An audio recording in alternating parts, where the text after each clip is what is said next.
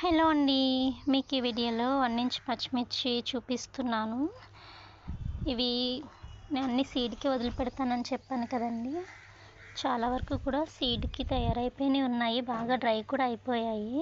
Food సరిపోలేదేమో తెలీదు కానీ కొంచెం చిన్నగా ఉన్నవి కూడా ఇట్లా కలర్ చేంజ్ అయిపోయాయి. అందుకని కొంచెం ఆకు కూడా ముడతలాగా వచ్చింది.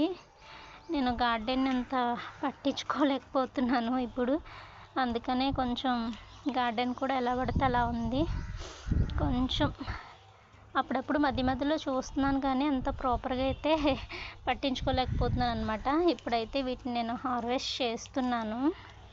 వీటిలో ఎన్ని సీడ్స్ ఉంటాయో ఏమో తెలీదు. ఇవి కోసేస్తే మళ్ళీ కొత్త సీడ్ ఏమన్నా పూత వస్తుందేమో అని ఇవి హార్వెస్ట్ అయితే చేసేసాను.